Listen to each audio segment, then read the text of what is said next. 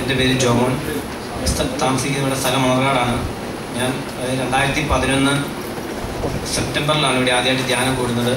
ധ്യാനം കൂടുന്നതിന് മുന്നേയുള്ള എൻ്റെ ജീവിതം എന്ന് പറഞ്ഞു കഴിഞ്ഞാൽ ഒരു മനുഷ്യൻ ഏതൊക്കെ രീതിയിൽ അതപ്പതിച്ച് പോകോ ആ രീതിയിലെല്ലാം നാശത്തിൻ്റെ വഴിയിലൂടെ തന്നെ സഞ്ചരിച്ചവനാണ്. അമിതമായ മദ്യപാനവും പുകവലിയും മറ്റ് ലഹരി വസ്തുക്കളുള്ള അമിതമായ ആസക്തി, അതുപോലെ വഴക്കുണ്ടാക്കുക, ഒരുപാട് കേസുകളിലൊക്കെ പെട്ടതാണ്.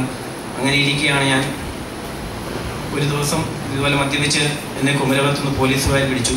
അങ്ങനെ ഞാനിങ്ങനെ ബേക്കർ ജംഗ്ഷൻ ഒരു ബാറിൽ കൂട്ടുകാരോടൊത്ത് മദ്യപിച്ചുകൊണ്ടിരിക്കുന്നതാണ്. ഇവിടുന്ന് കുര്യനച്ചൻ വയനാട്ടിൽ ധ്യാനത്തിന് പോകാൻ വേണ്ടി ബേക്കർ ജംഗ്ഷൻ നിൽക്കുന്നു. അപ്പോൾ ഇവിടുന്ന് എൻ്റെ ഇവിടെ ധ്യാനം കൂടിയൊരു ഞാൻ എനിക്ക് നേരത്തെ പരിചയമുള്ള ഇവിടെ ധ്യാനം കൂടിയൊരു എൻ്റെ കൂട്ടുകാരനുണ്ടായിരുന്നു അച്ഛൻ്റെ കൂടെ. അപ്പോൾ അവൻ എന്നെ വിളിച്ചു. അപ്പോൾ അവൻ ഇതുപോലെ എന്നോട് ഇങ്ങനെ സംസാരിച്ചുകൊണ്ടിരിക്കുമ്പോൾ അച്ഛൻ ഇതാരാന്ന് ചോദിച്ചു. അപ്പോൾ ഞാനിങ്ങനെ ചോദിച്ചു ഇത് എൻ്റെ ഇടപെടണമെന്നൊക്കെ ചോദിച്ചു. എന്നോട് ചോദിച്ചു ഇതാരാടാ, ഞങ്ങളെൻ്റെ ഉടായ്പിന് മുമ്പ് വേണമെന്നൊക്കെ പറഞ്ഞ് ഞാൻ നിൽക്കുമ്പോഴത്തേനാണ് അത് കഴിഞ്ഞ് അച്ഛൻ എനിക്ക് വേണ്ടി ഒത്തിരി പ്രാർത്ഥിച്ചു. അങ്ങനെ അതൊരു ഓഗസ്റ്റിലാണ് നടന്നത്. അതിനുശേഷം ഒരു മാസം കഴിഞ്ഞ് ഇവിടെ സെപ്റ്റംബർ ധ്യാനം നടക്കുന്ന സമയത്ത് എൻ്റെ കൂട്ടുകാരൻ ജുബിൻ, അതുപോലെ ഞാൻ മണർകാട് ബാറിൽ നിന്ന് മദ്യപിച്ചുകൊണ്ടിരിക്കുമ്പോഴാണ് ജുബിൻ എന്നെ വന്ന് വിളിക്കുന്നത്. ഇതുപോലെ ഒരു ധ്യാനമുണ്ട്, നമുക്ക് പോകണം. ഞാൻ പറഞ്ഞു ആടാ ശരി. അതിന് മുന്നേ എന്നെ പറഞ്ഞിരുന്നെങ്കിൽ ഞാൻ അതെല്ലാം മറന്നുപോയി. അന്നൊരു ഓണത്തിൻ്റെ അന്നാണ് ഇവിടെ ധ്യാനം നടക്കുന്നത്. ആ ഓണത്തിൻ്റെ അന്ന് ഞാൻ രാവിലെ മുതൽ ബാറിൽ നിന്ന് മദ്യപിച്ചുകൊണ്ടിരിക്കുമ്പം അവൻ എന്നെ വന്ന് വിളിച്ചു. ഞാൻ പറഞ്ഞടാ ഞാൻ ഓൾറെഡി മദ്യപിച്ചിട്ടുണ്ട്, ഇനിയിപ്പോൾ ഇന്ന് ധ്യാനം കൂടണ്ട, അടുത്ത ധ്യാനത്തിനാട്ടെന്നൊക്കെ പറഞ്ഞ് ഒഴിവാക്കാൻ നോക്കിയെങ്കിലും അവൻ എന്നെ ഫോണിൽ വിളിച്ച് യോമാനെ പറഞ്ഞതല്ലേ, വാക്ക് പറഞ്ഞതല്ലേ, വന്നേ പറ്റത്തുള്ളൂ എന്ന് പറഞ്ഞു. എന്തായാലും ഞാനിവിടെ ശരിയടാ എന്നാൽ പറഞ്ഞ് കുടിച്ചോട്ട് അവിടെ നിർത്തിയിട്ട് ഞാൻ ഇറങ്ങിപ്പോകുന്നു. ധ്യാനം കൂടി ആ ഒരു ധ്യാനത്തിന് ആദ്യത്തെ ദിവസമൊക്കെ എനിക്ക് ഭയങ്കര ഇതായിരുന്നു. എനിക്ക് ഇരിക്കാൻ ഒരു രീതിയിൽ സാഹചര്യം. ഞാൻ പിന്നെ അവസാനം അച്ഛനുമായിട്ട് ജുബിൻ എന്നിട്ടും ഞാൻ ജുബിൻ എനിക്ക് പോകണം, ഇവിടെ ഇരിക്കാൻ പറ്റത്തില്ല, എനിക്ക് ഇരിക്കാൻ പറ്റുന്നില്ല, സാധിക്കുന്നില്ല എന്നൊക്കെ പറഞ്ഞിട്ട് ജുബിൻ പറഞ്ഞു. ജുബിൻ എന്നെ കൊണ്ട് അച്ഛനെ പോയി. അപ്പോൾ ഇവിടെ ഉണ്ടായിരുന്ന വൈദികർ എന്നെ തലയിൽ കൈവച്ച് പ്രാർത്ഥിക്കുകയും ശരിക്കും അതിനുശേഷമാണ് എനിക്ക് ഇവിടെ ഇരിക്കാൻ പറ്റിയത്. കാരണം അതുവരെ എന്നെ ആ പാടെ എന്താണെന്ന് എനിക്കതിനെ അറിയത്തില്ല. അങ്ങനെ ആ ഒരു ധ്യാനം കൂടി അതിൻ്റെ അന്നാണ് എനിക്ക് നല്ല രീതിയിൽ ഒന്ന് കുമ്പസാരിക്കാൻ പറ്റി. വർഷങ്ങൾക്ക് ശേഷം ഒന്ന് കുമ്പസാരിച്ചു. കുമ്പസാരം കുമ്പസാരം എന്താ അനുഭവം എന്താണെന്നും എൻ്റെ നിന്നുള്ള പാപങ്ങൾ വിട്ടുപോകുന്നത് എന്താണെന്ന് ഞാൻ മനസ്സിലാക്കി.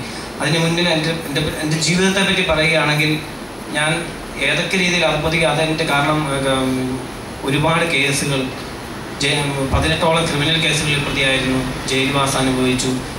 അതിനോടനുബന്ധിച്ച് 2 പ്രാവശ്യം പല രീതിയിൽ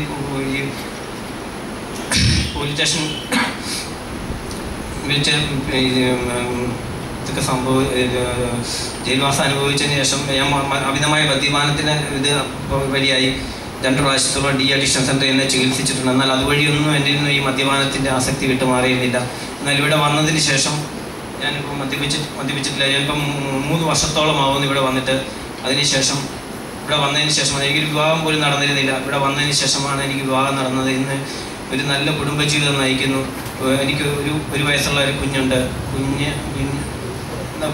നല്ല എന്തെല്ലാം ഒരു മനുഷ്യനെ ഏതൊക്കെ രീതിയിൽ ദൈവത്തോട് പശ്ചാത്തപിച്ച് നമ്മുടെ പാപങ്ങളെല്ലാം ഏറ്റുപറഞ്ഞ് ദൈവത്തോട് അടുത്ത് കഴിഞ്ഞാൽ ഏതൊക്കെ രീതിയിൽ ദൈവം നമ്മളെ സഹായിക്കുമോ ആ രീതിയിലെല്ലാം ദൈവം എന്നെ സഹായിക്കുന്നതിനെ വഴി നടത്തുന്നു. നമ്മൾ ദൈവത്തോട് എത്രത്തോളം അടുക്കുവാൻ ശ്രമിക്കുന്നു അതെല്ലാം. കാരണം എൻ്റെ ജീവിതത്തെ പറ്റി എനിക്ക് പറയുകയാണെങ്കിൽ എന്നെ ഏറ്റവും ആഴത്തെ സ്പർശിച്ച ഒരു വചനം വെളിപാട് 21:1-2 വചനമാണ്.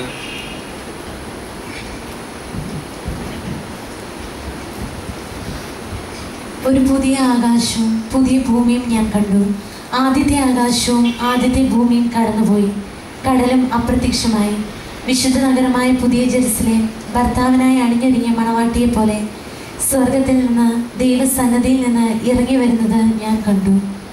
അതായത് ശരിക്കും 2011 വരെയുള്ള എൻ്റെ ജീവിതം എന്ന് പറഞ്ഞു കഴിഞ്ഞാൽ എൻ്റെ പഴയ ആകാശവും പഴയ ഭൂമിയും കടന്നുപോയി. പുതിയ ഭൂമിയിലും പുതിയ ആകാശത്തിലാണ് ഞാൻ ജീവിക്കുന്നത്. അതായത് ഏതൊക്കെ രീതിയിൽ നിങ്ങളും എല്ലാവരും ഇതിൻ്റെ ഒരു സാക്ഷി നിങ്ങൾക്ക് ആർക്കെങ്കിലുമൊക്കെ എന്തെങ്കിലും അനുഭവമാവുമെങ്കിൽ. കാരണം നമ്മുടെ പാപങ്ങളെ എത്രത്തോളം നമ്മൾ പൂർണ്ണമായി നമ്മൾ പരിശോധിക്കുക.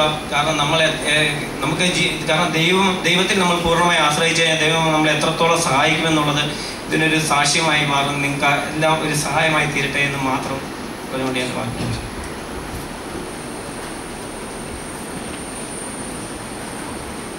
ഈ സാക്ഷ്യങ്ങളെല്ലാം ഇങ്ങനെ പറയിപ്പിക്കുന്നതിൻ്റെ പിന്നിലെ ഒരു പ്രധാനപ്പെട്ട കാര്യം അനേകം പുതിയ ആളുകൾ കടന്നു വരുന്നു. ഇപ്പോൾ ഒരു പ്രത്യേക മാജിക്ക് ഇവിടെ നടക്കുമെന്ന് പ്രതീക്ഷിച്ചാണ് ഇവരൊക്കെ വരുന്നത്. അങ്ങനെയൊന്നും നടക്കുകയില്ല. എന്താണ് ഇതിൻ്റെ എല്ലാം അടിസ്ഥാനം? ഇവിടെ സാക്ഷ്യം പറഞ്ഞിട്ടുള്ളവരെല്ലാം ജീവിതത്തിന് അടിസ്ഥാനം ഒന്നുണ്ട്. തങ്ങളുടെ പാപങ്ങൾ അവർ ഏറ്റുപറഞ്ഞ് കുറ്റം സമ്മതിച്ചു. ദൈവദർശനത്തിൽ പാപങ്ങൾ ഏറ്റുപറഞ്ഞ് കുമ്പസാരിച്ചപ്പോൾ ദൈവം അവരുടെ പാപങ്ങൾ മോചിക്കുന്നു എന്ന് പുരോഹിതനിലൂടെ പറഞ്ഞു. അപ്പോൾ എല്ലാ മാനസാന്തരങ്ങളുടെയും രോഗസൗഖ്യത്തിൻ്റെയും അടിസ്ഥാന കാരണം അവരുടെ പാപങ്ങൾ ഏറ്റുപറഞ്ഞ് കുമ്പസാരിച്ച് കഴിഞ്ഞപ്പോൾ ലഭിച്ച പാപമോചനമാണ്. അതുകൊണ്ട് പ്രിയമുള്ളവർ, മാരകമായ പാപങ്ങളിൽപ്പെട്ട ഒത്തിരി നല്ല മനുഷ്യർ ഈ ഭൂമിയിലെ ചുറ്റുപാടുമൊക്കെ ഉണ്ട്. അതുപോലെ ഒരു പാപവും ചെയ്യുന്നില്ല എന്ന് ചിന്തിക്കുകയും എന്നാൽ ഹൃദയം കൊണ്ട് എല്ലാ പാപവും ചെയ്യുന്ന നല്ല മനുഷ്യരെ പള്ളിക്കകത്തുമുണ്ട്. നമുക്ക് വേണ്ടത് ഈ പള്ളിക്ക് പുറത്ത് നടക്കുന്ന ഇതുപോലത്തെ നല്ല മനുഷ്യരെ കൂട്ടിക്കൊണ്ടുവരണം. കാരണം ഞാനത് പറയാൻ കാരണം, ഇങ്ങനെ മാനസാന്തരപ്പെട്ട് വന്നിട്ടുള്ള എല്ലാ ദൈവമക്കളും വളരെ വിശുദ്ധമായ ജീവിതമാണ് നയിച്ചുകൊണ്ടിരിക്കുന്നത്.